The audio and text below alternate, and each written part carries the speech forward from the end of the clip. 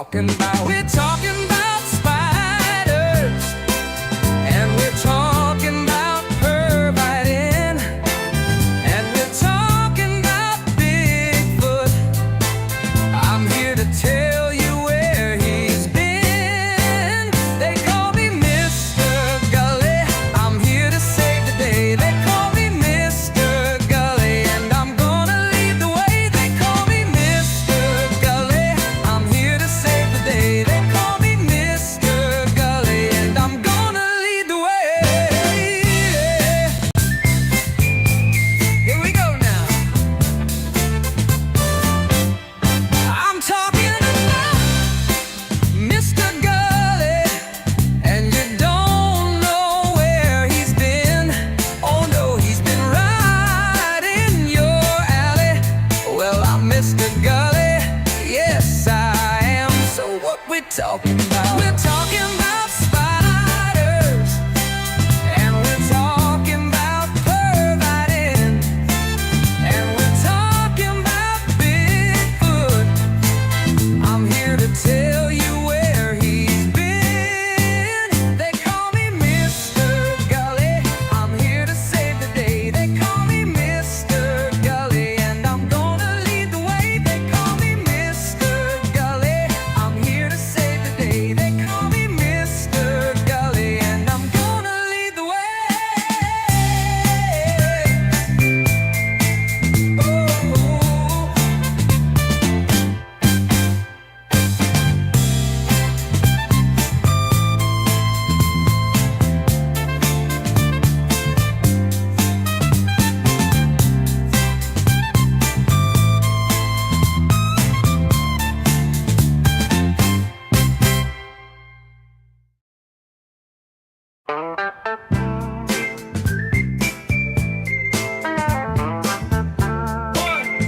One, two, three, four.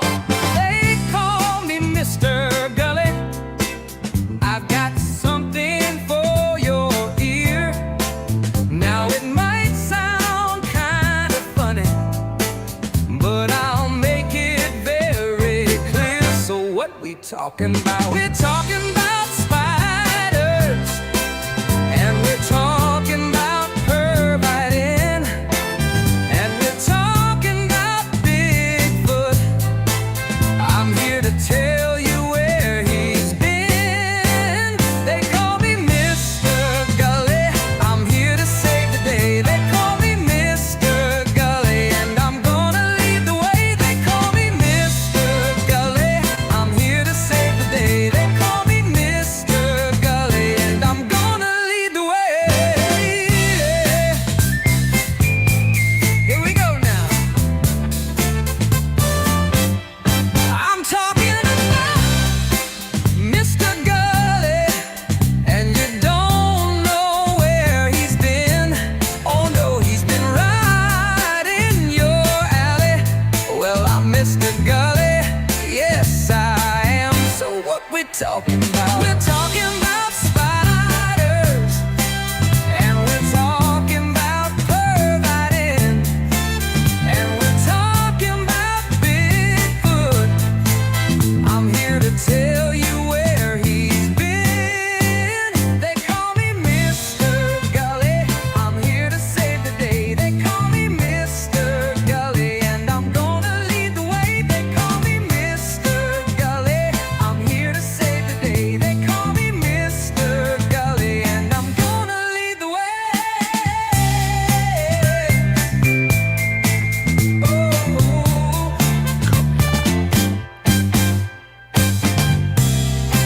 Cobra Kai. That's a thing, by the way. Cobra Kai. It's a thing. Didn't used to be it's a thing now. Hey everybody, what's going on? What's hot? What's hip? What's happening? What is shaking on your hump day? We here at the Tom Gulley Show as always. Hope you are receiving the full, total, and complete amount of hump that you so desperately crave and you so rightfully deserve. Tonight, let me tell you about caramel apples, which fancy people pronounce caramel apples. I think we're just going to go with caramel. I went to Carmel High School. We'll just keep it Carmel. A little something for the home team, the alma mater. Hey, do us a favor. Like, share, subscribe, retweet, notification bell, all the free things you can do to help support the show. Don't cost you a penny. We also have super chats and we have memberships. And those are available to you at any time, really, day or night. Yeah. You can also go to the TomGulleyShow.com, go to our merchandise store, and see a wide range of top-quality name brand items, sure to add focal point praise and pleasure to any room. And let's see, what else do we talk about? Oh, yeah, the link is up in the room. If you want to click on the link and be on the show and say horrible things to me, you're more than welcome to do that. More than welcome to do that. I hope we get some people in here and some people wanting to be on the show, because you might find it hard to believe, but there's not a whole heck of a lot of information on the caramel apple. And you will be stunned to learn how brief a time it has been in existence. A lot of the things that we talk about from a food standpoint around here have been like centuries, not the caramel apple.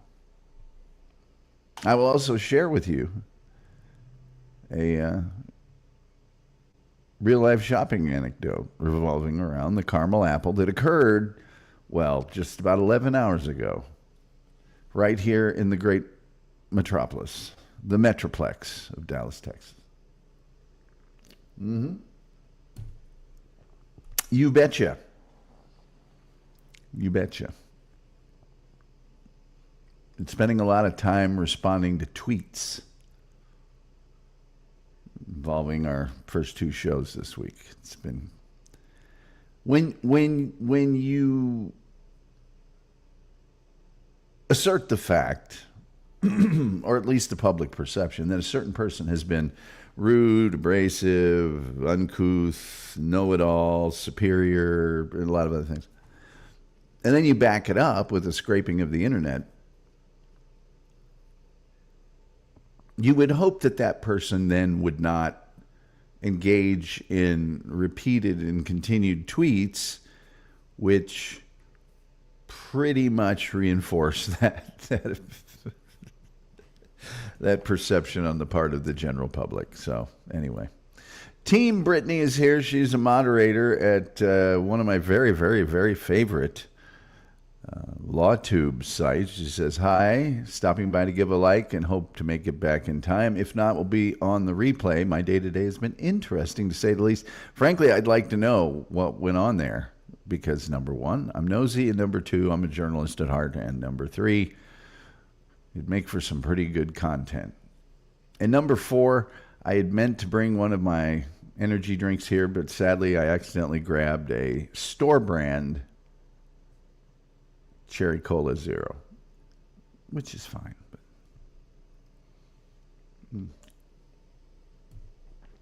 it's fine. It's just fine. Doing a little vamping right now, because I got about 10 or 15 minutes worth of information on the caramel apple, and this is an hour-long show. Can you dig it? I knew that you could. Let me tell you about caramel apples as we continue talking about delicious Halloween treats as we rampage toward Halloween itself. Oh, by the way, some of you who watch frequently know that our good friend Jesse P.S., now known as Jesse X, Dark Lord of the Internet, occasionally graces us with his presence here.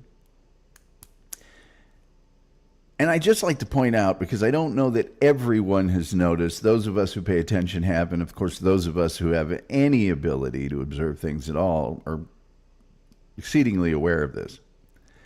Jesse X has been on a generational run like the world has never seen before. I mean, you want to talk generational runs. This guy is on a generational run.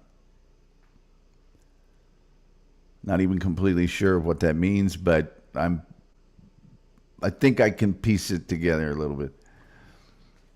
Caramel apples, sometimes known as caramel apples, sometimes known as toffee apples, are an apple that is coated in caramel or caramel or toffee or taffy. Fareed is here. He says, yes, he is. Jesse's on a generational run. Really is. Sometimes people roll them around in nuts or sprinkles or fish. All right, not fish. I just threw that in there. I panicked. Sorry. I don't like it when they do that, but they do that, and apparently it's quite popular. It's popular. How do they make these? Well, in high volume production, and we'll get to when they started doing that in just a second, it will shock you how short a time ago it was. One might think, because of the primitive nature of the ingredients, that the caramel apple has been around since back in the aughts, or maybe the 1800s or the 1700s, or who knows, maybe the ancient Egyptians. I got to tell you, that's not true. Anyway, the high volume ones now, they make a sheet of caramel, and then they heat the apple and put it on there, and it makes the caramel melt evenly all over. But that, you see, that makes a harder caramel around the apple, which surprisingly makes it easier to transport but more difficult to actually eat, which I think is wrong. I think it's wrong. At home, people buy these things. Oh, why am I not showing the pictures? At home, in your homes that you have, that people live on, Fareed says, hey, Tom, wish you a great stream. Well, jury's still out, man. Jury's still out on that. We're all keeping our best hopes and thoughts and prayers. At home, people melt these things. They melt the square caramels in a cooking device, a pot or a kettle of some kind. And then they dip them in there. Or they can make the coating themselves with corn syrup, brown sugar, butter, vanilla. Homemade caramel usually results in a more favorable coating, which I find hard to believe because it seems to me like it'd be easier to screw that up. They are most notably known for the Halloween season. Yes. Here, fill your eyes full of those. Salivate over those babies. Huh? And I'd like to ask everybody, it's just a little quiz, what kind of apples do you think are the preferred apple for a caramel apple? You know, there's a wide variety of apples out there. There's not just one kind. There's those one apples, the green apples, and it don't rain in Indianapolis in the summertime, you know, little green apples. Anybody? Lyrics? There's the other apples, but the preferred apple, because of its tart taste and crisp texture, is the Granny Smith. Those of you scoring at home, it's the Granny Smith. Let's get into the history a little bit, shall we? This is from a cookbook from way back. Hunter's Candy in Moscow, not Moscow, Moscow, Idaho, began selling caramel apples in 1936. You'd have thought it'd been back in the 1800s or something. No, 1936. There are people alive today who could conceivably have witnessed the birth of the caramel apple. Incidentally, Moscow, Idaho, the scene of one of the more heinous crimes in recent memory, that Eric Holberg guy, that the 4 students from University of Idaho, you know, that guy, that happened in Moscow. And I have watched every true crime show about that. I mean, every single one. Never once do they mention it being the birthplace of the caramel apple. I just think they're burying some good information there. That's just me. Incidentally, links on the top of the page, pinned there if you want to be on the show. And you don't have to have your camera. You can just be a symbol. You can just be a voice. You don't have to. I think it's great that when we had the phone number technology, nobody called in. And now we have the link technology that people could conceivably actually be on video. And also nobody takes advantage of that. Very proud of that. Very proud of that. So anyway, Hunter's Candy in Moscow, Idaho, did the caramel apples. Now, hard-coated candy apples had been around since the 1800s, the late 1800s, the very late 1800s. But Hunter's Candy said, hey, we can do better. We're better than that. And they used the caramel. And during WW2, a lot of us call it the big one. They were shipped overseas to soldiers in Korea, Japan, and England. In 1948, after the war, the big one, a family called the Kastrups founded the Affy Tapple Company in Chicago.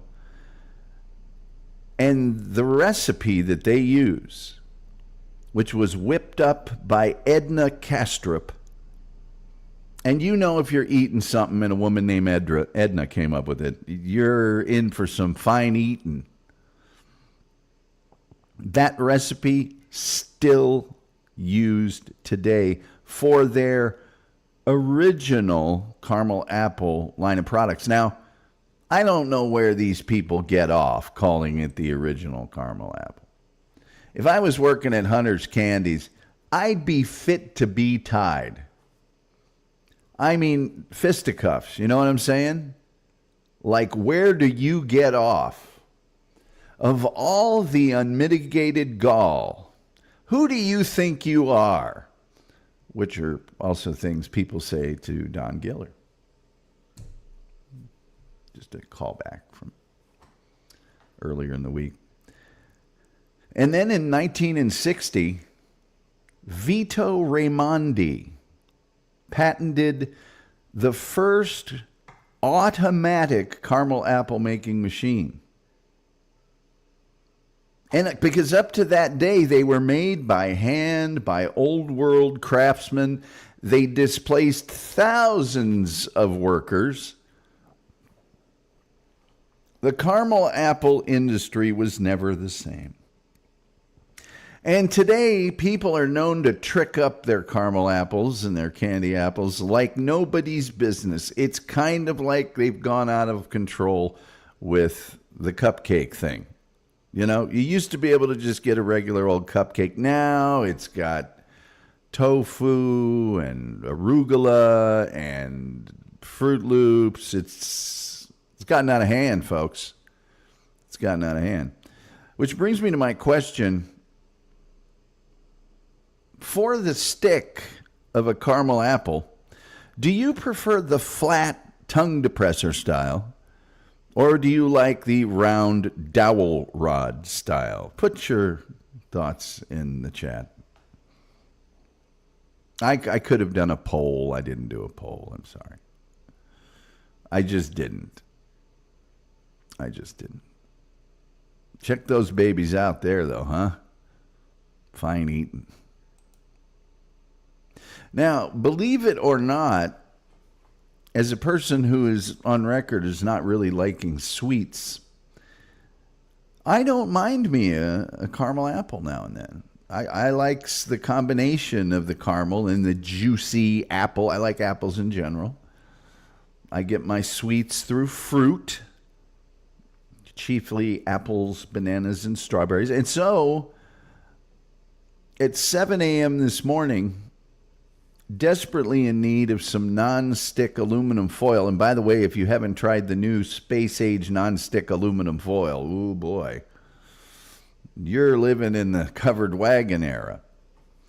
I went over to the grocery that's closest to me that I hate because the service staff there is surly and disinterested.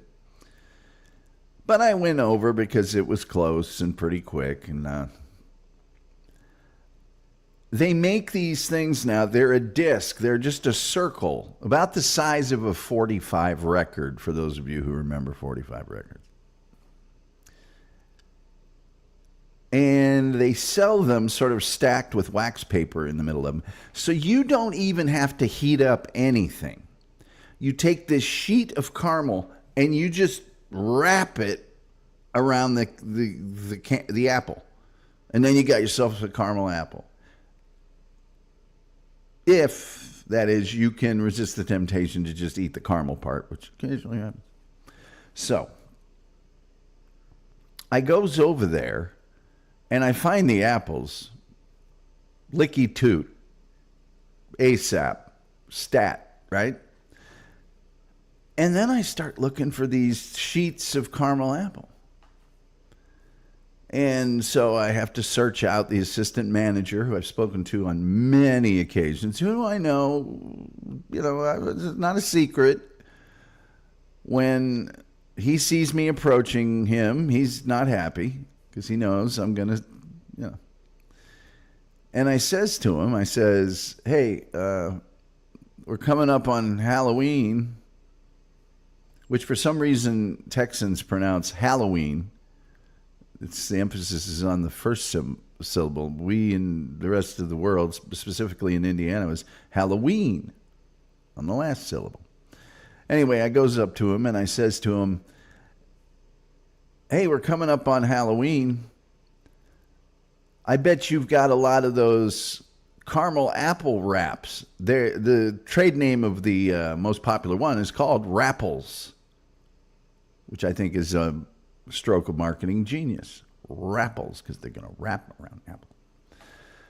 And he says to me, well, it's not close enough to Halloween yet. And I says to him, gadzooks, man. Odds bodkins. Are you insane? We're less than 2 weeks out. Wait a minute. We might just be actually a little more than 2 weeks out. We're 2 weeks out from the Halloween there. And you don't have any rapples for us. You're losing your heads, fellas. So I left the store bereft of apples and the caramel rapples. But the reason I brought that story up is if you haven't tried the rapples, if you thought to yourself at any time, hey, I loves a caramel apple, but it's just too much work. The mixing and the heating and the melting and the pouring and the appling and the shoving the stick, all of that.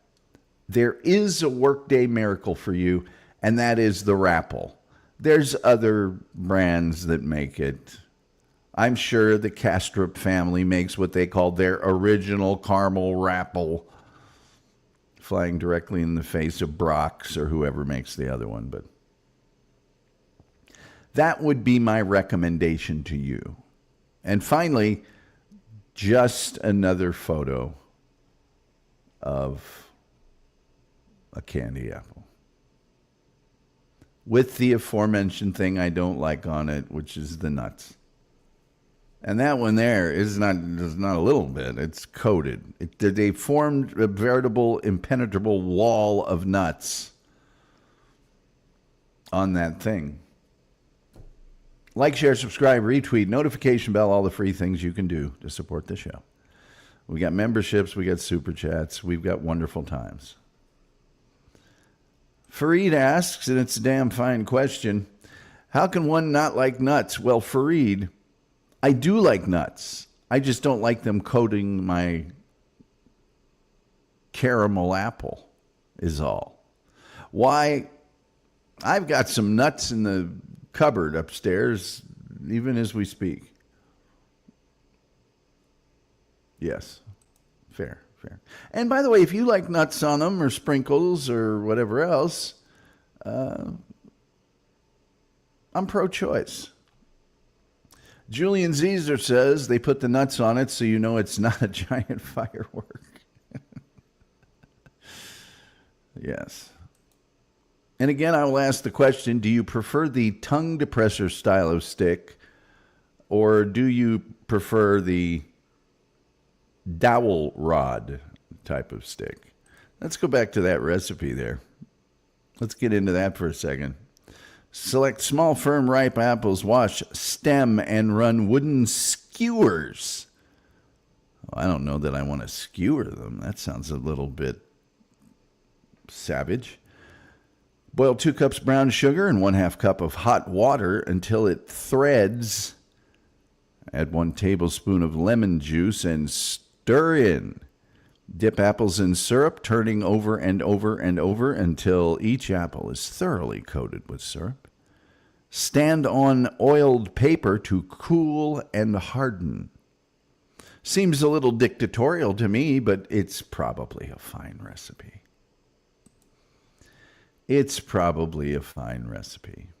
And with that, I have completely exhausted all of the information that exists within my grasp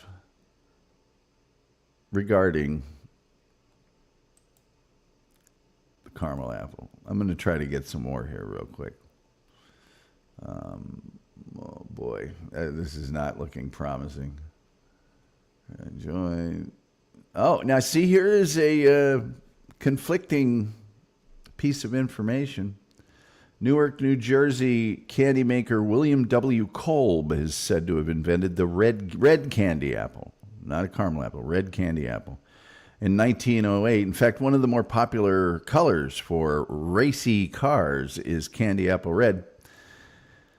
As the story goes, Kolb first combined candy and apples when experimenting with red cinnamon candy he was selling for Christmas. Kolb dipped some apples in red cinnamon mixture and put them in his shop window for sale at 5 cents a piece. Pricey back in 1908.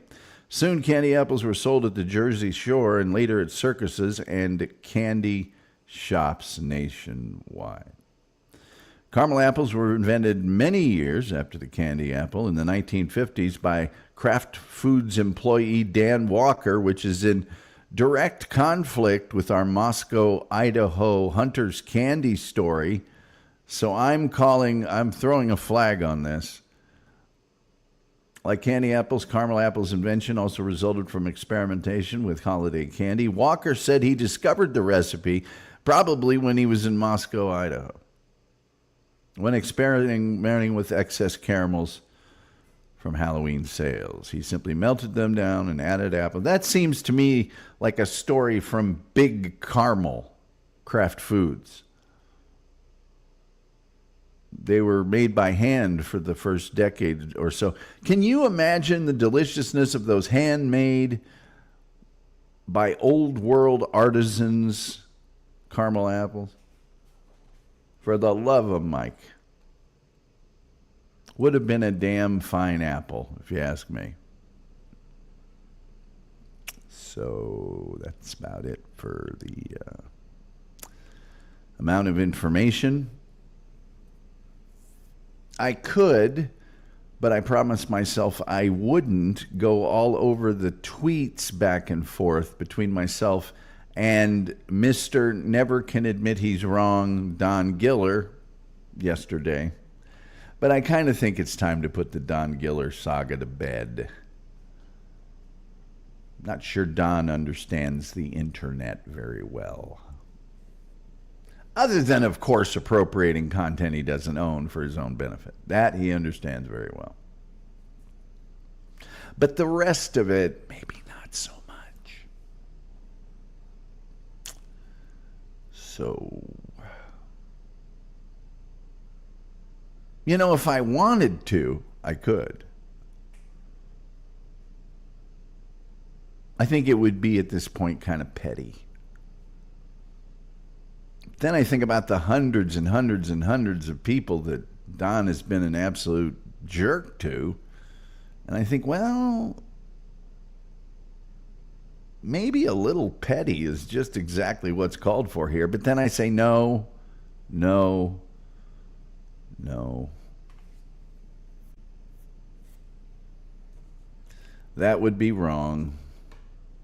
By the way, as I mentioned earlier, Tuesday on this program, the Ludovico technique will be discussed. And that'll be an eye-opener. Oh, looky here. It's on the other side of my... Let's see, we got 100 million and 6-3. That's... I don't know. I don't know how you people feel about math, but that's quite a disparity. Looking around to see if I have any interesting things on my desk, and sadly I've cleaned the desk recently, although I still do have, in keeping with the Halloween spirit, I still do have the Spoon of Doom.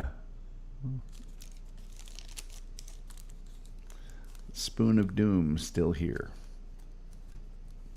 Yeah. Anyway, if you have any questions in the chat, please forward them to me. Also, the link has been pinned to the top of the chat room. And if you'd like to take advantage of that, you're more than welcome to. Wendy's involved in that new show on Netflix, Wednesday.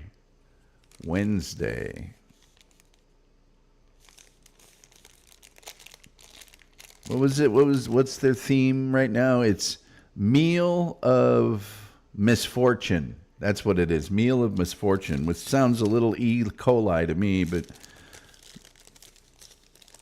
if you'd like to run to the bathroom at top speed, Wendy's.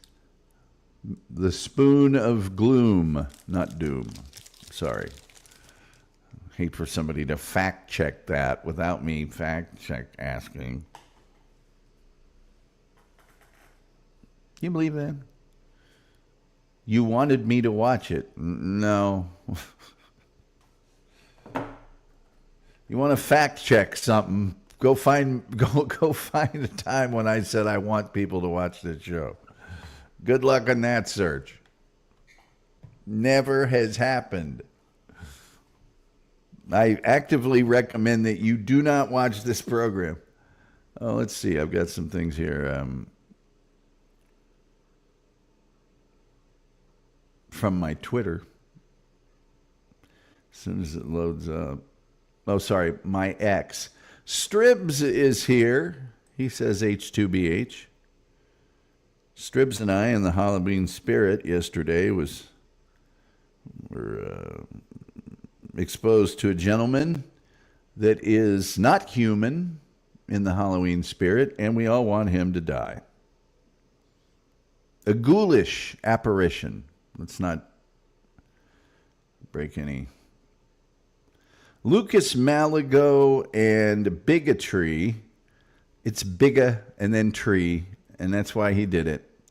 Have all liked my posts, and I think they've reposted as well. And those two gentlemen do that nearly every day, and I am eternally grateful for that. Thank you very much. It's very nice of you. Especially since, as I understand it, one of you has put some funny yet incredibly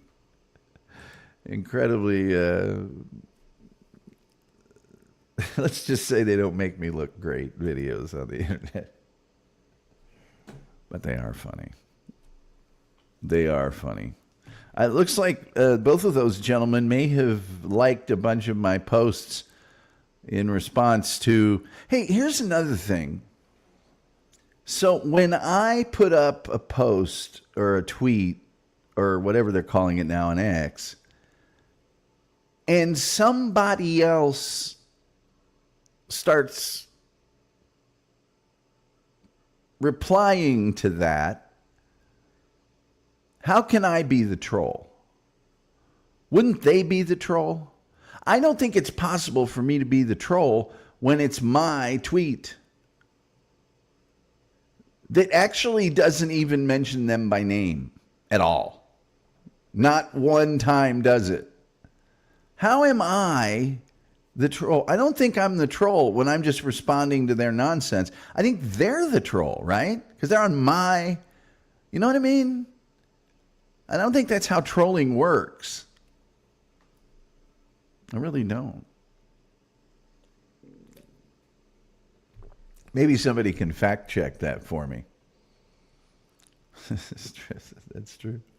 We're all happy to be here, by the way.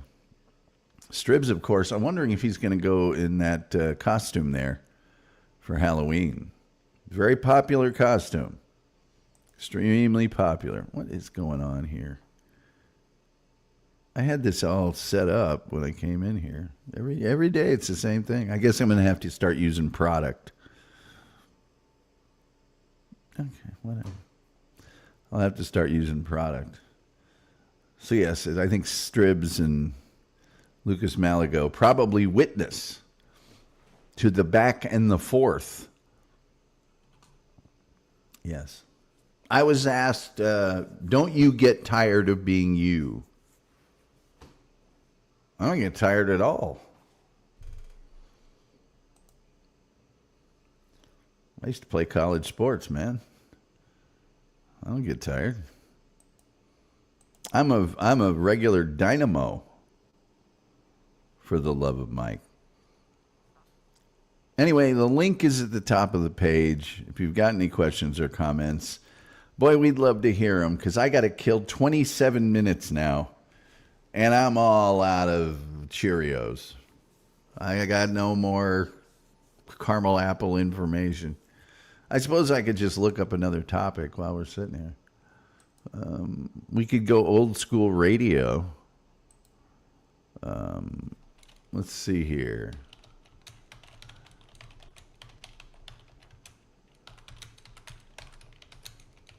Whoa, whoa, whoa, whoa, whoa, whoa, whoa, whoa. Hey, now, easy. Easy now. Let's see. Oh, well,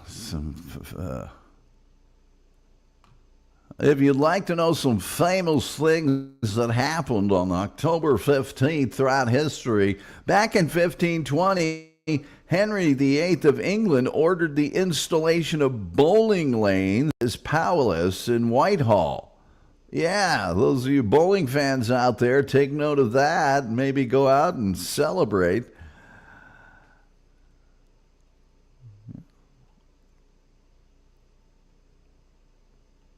Let's see here. Boy, some of these are really obscure. 1780 tour by George Washington took place in New England. Can you dig it? Napoleon entered exile in 1815 on this date, arrived on the island of St. Helena to begin his exile.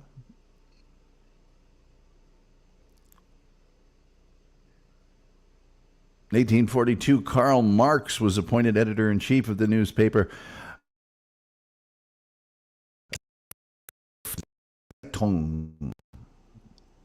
Das ist meine Zeitung. Oh, great. We're freezing up. Thanks, StreamYard. Thanks. We're frozen up. Now I got to stop doing the famous days in history. Apparently, StreamYard doesn't want me to do the famous days in history. Sorry, folks. No, I know. I'll answer all the mail later. That's awful.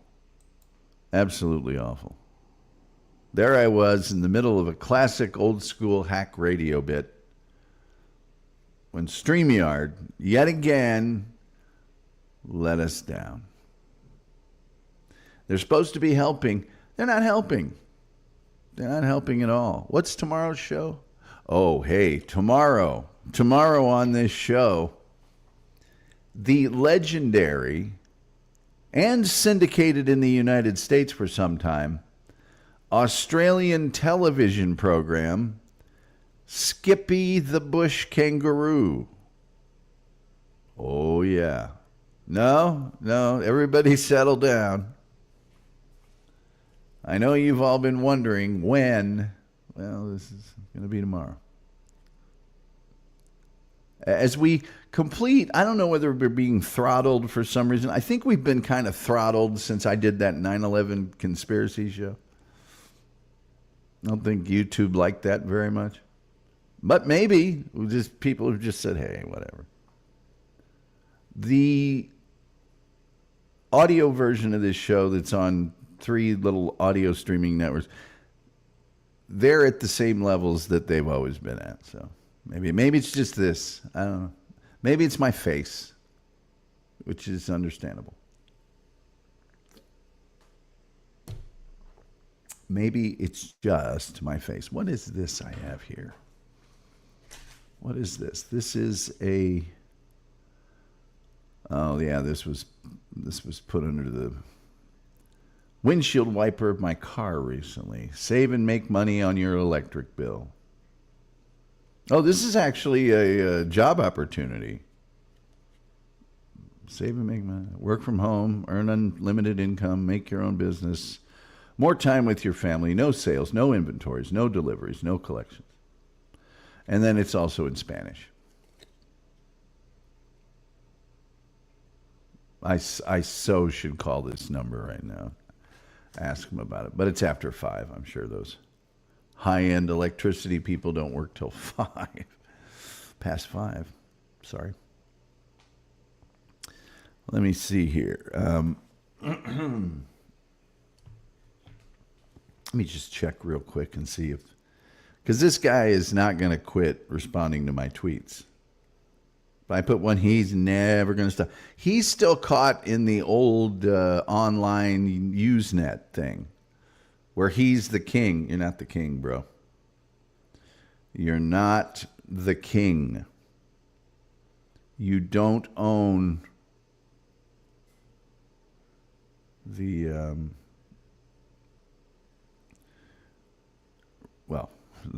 the stuff on the YouTube channel you have, for starters, but you do not own David Letterman's legacy. I'm sorry. It is not your property. I thought this... Oh, it's obviously there. Oh, God. A lot of people have looked at this. Let's just see here. Let's just go. I think I pressed the wrong button. How's everybody doing?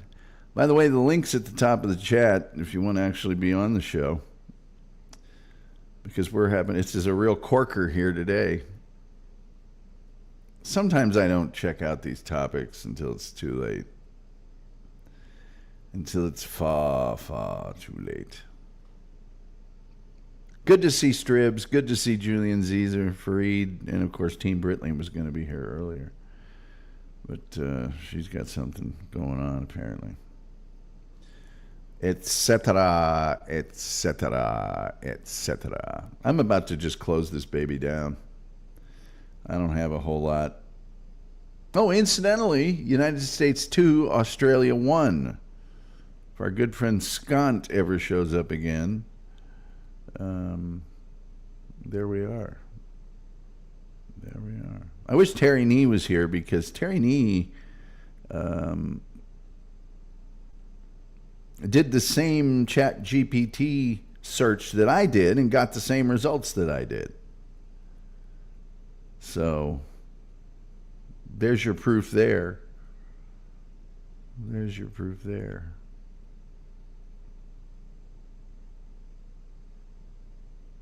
Anyway. Anything else I can tell you about? Not Skippy the Bush Kangaroo. Oh, any topics for next week? We only have one so far. That's the Ludovico technique. By request, by the way. By request. And we'll do that on Tuesday. No idea what Monday's going to be. You know what? Why don't I just go ahead and do Bob Ross on Monday? Let me just do Bob Ross. Bob Ross. Bob Ross, the guy that I knew, worked on his show, Bob Ross. The joy of painting. Not as much joy there as you might think. Not nearly as much joy. And then we'll figure out Wednesday and Thursday. I don't know. Wednesday we were doing the Halloween candy. I can't think of any other that's Although, one candy that I never ever see or interact with, but I do on Halloween, and that's bottle caps. Those little hard, flat, looks like a bottle cap, which are delicious, by the way. But I don't see those other than Halloween. I see Laffy Taffy, I see, Starburst, I see all the other stuff. And then the fun size candy bars, I don't really want to do one on one of those because it's just the candy bar, only it's small. Doesn't seem like the juice is worth the squeeze there. So anyway, I think I'm going to just shut this baby down. We don't seem to be getting a guest. And oh, by the way, I did have a guest lined up for today's show. Like a person that is known, their whole business is they make caramel apples. And they had sort of agreed to be on the show. And then I got a call from them about 2 hours ago. Well, 2 hours before the start of the show. And they said they couldn't because they were too busy making caramel apples. It's that time of year. And I'm like, well, I don't want to do a show on caramel apples in March. This would be the time when I would do one, What I'm saying about the thing? I'm not going to do a show on Thanksgiving in June, right? Yes, Fareed, ironic, bitterly ironic. Really is. I don't know what that is. Oh, it's a weeping something or other. So, anyway. Well, I guess I'll just save some minutes here and end it up by saying, you can only do a show on lint so many times. Isn't it wild that there's way more information out there on lint than there is on the caramel apple? That's what the world has come to, ladies and gentlemen. Anyway, I'll just close this one down. We may get 10 views on this one. I'll close this down by saying, I'd like to thank Fareed and certainly Julian Zeezer, Team Brittany, for being here. And with all that being said, I think the only thing left to say is, till next time, we'll see you next time. One,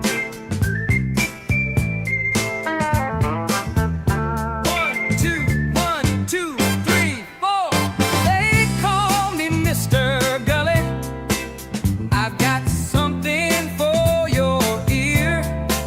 Now it might sound kind of funny, but I'll make it very clear. So what we talking about? We're talking about spiders, and we're talking about pervitin', and we're talking about Bigfoot. I'm here to tell you where he's been. They call me Mr. Gulley. I'm here to save the day. They call me Mr. Gulley, and I'm gonna lead the way. They call me Mr. Gulley. I'm here to save the day. They call me Mr. Gulley, and I'm gonna lead the way. Here we go now. I'm talking about Mr. Gulley, and you don't know where he's been. Oh no, he's been right in your alley. Well, I'm Mr. Gulley, yes I am. So what we're talking about? We're talking